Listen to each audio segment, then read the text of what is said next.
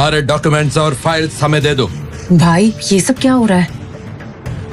यहाँ पे साइन करो। आहान अपने प्यार के रास्ते की हर दीवार गिराना चाहता था, फिर वो दीवार गिल परिवार ही क्यों ना हो।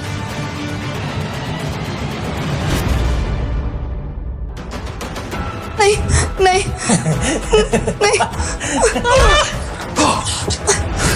शनाया ने मौके का फायदा उठाया और जाकर कोने वाले काउच के पीछे छिप गई। कमरे के अंदर कुछ टूटने की आवाज सुनकर विकी भाई के बाकी साथी आ गए। पता नहीं शौर्य ने मुझे क्या पिला दिया है, मेरा सर दर्द से फटा जा रहा है। एक बार इस बदमाश आदमी की चुंगल से निकल जाओ, फिर उस शौर्य को देखती हूँ। उन्होंने अपने बॉस की ऐसी हालत को देखकर पूछा, भाई आप ठीक है ना? मैं ठीक हूँ।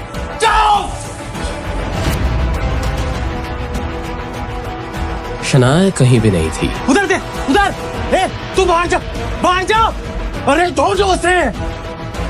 अगर वो भाग गई तो मुसीबत हो जाएगी। जा। वैसे तो शनाया धीरे धीरे अपना होश खो रही थी, लेकिन जब उसने सुना कि सब उसे बाहर ढूंढ रहे हैं तो शनाया की जान में जान आ गई। मेरा फोन और पर्स कहाँ है? मैं आहान को कॉल करती हूँ, वो जरूर मुझे इस मुसीबत से बाहर निकालेगा। जैसे ही ये ख्याल शनाया के मन में आया, उसने धीरे से अपना चेहरा बाहर निकाला और अपना पर्स देखने लगी। वो गुंडा और उसके साथी का इधर ध्यान नहीं है। मैं धीरे से जाकर अपना मोबाइल ले लेती हूँ। वो डरते डरते धीरे से पीछे से बाहर निकली।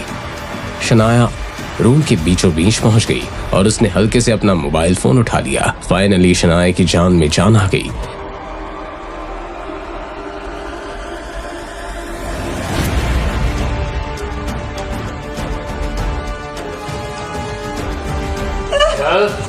विकी भाई, इस लड़की को ऐसा सबक सिखाना पड़ेगा ताकि ये जिंदगी भर आपको याद रखे। हाँ ठीक बॉस। भाई बचाओ।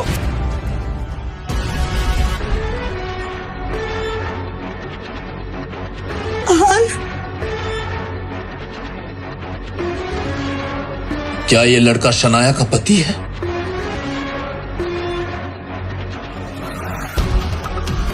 अगर तुम लड़की को लेकर जाना चाहते हो तो जाओ। अब विकी हकलाने लगा था। मेरी बीवी को हाथ लगाने की तेरी हिम्मत कैसे हुई?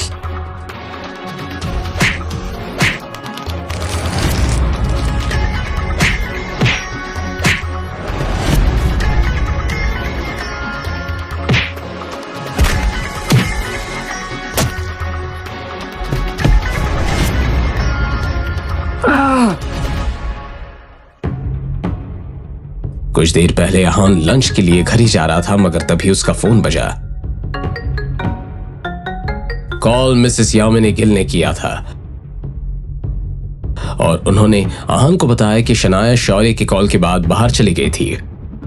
एकदम से आहान की आंखों के सामने शौर्य की वो मुस्कान आ गई और सब कुछ आहान की समझ में आ गया। शनाया, मुझे माफ कर दीजिए, मैं सही वक्त पर नहीं आ पाया और आपकी ये हालत हो गई, लेकिन अब मैं सब ठीक कर दूंगा। आहान मुझे घर ले चलो।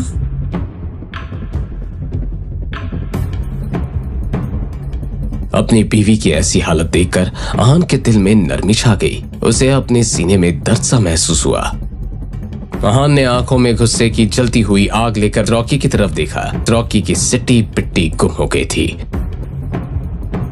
अबे देख क्या रहा है, मार उसको यार। रॉकी अपने बॉस विकी भाई से कुछ कहता, उसने आहान की तरफ देखकर सवाल किया, ये मैटर सॉल्व करने के लिए हम क्या कर सकते हैं? रॉकी एक बहुत ही होशियार बॉक्सर के साथ साथ समझदार इंसान भी था। वो जानता था कि हार मान लेना ही समझदारी का काम था। इस आदमी ने अपने गंदे हाथों से मेरी बीवी को छुआ है। राइट हैंड या लेफ्ट हैंड? वही हाथ।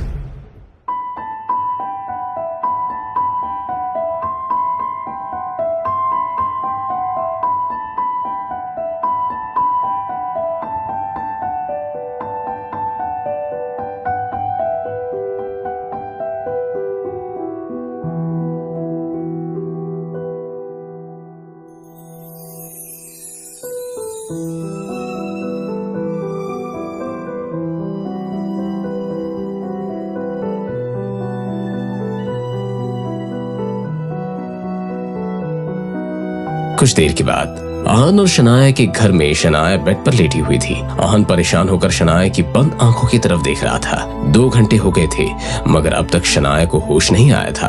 आहान ने घर वापस आते ही विक्रम को कहकर डॉक्टर को बुला लिया था।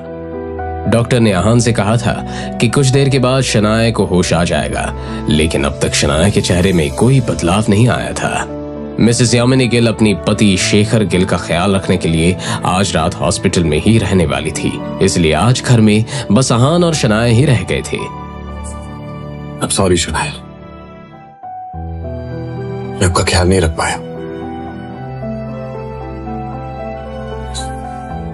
इतनी बड़ी मुश्किल का सामना करना पड़ा। पता नहीं अगर मैं वहां नहीं पहुंचता तो क्या हो जाता। शौर्य को आपका भाई समझ के नजरअंदाज किया और उसकी हिम्मत तो बढ़ती ही चली जा रही।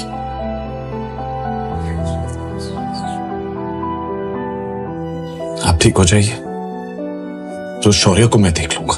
आहान ने शनाया से कहा। तभी शनाया की शांत पलकें हिलने लगी और शनाया को होश आ गया। आहान ने उम्मीद से शनाया की तरफ देखा। आप ठीक है?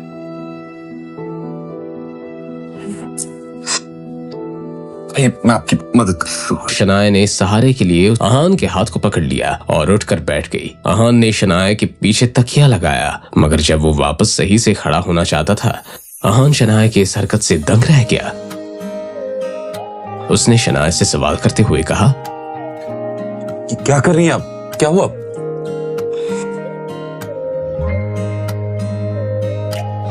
अभी मैं बहुत डर गई थी,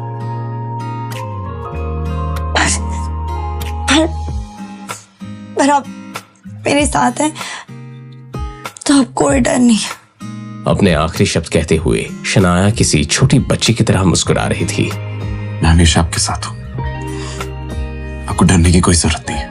ये सुनकर शनाया को अलग सी राहत मिली, मगर अगले ही पल शनाया ने जो कहा उसे सुनने के बाद आहान बेचैन होने लगा। शनाया को क्या हो गया था?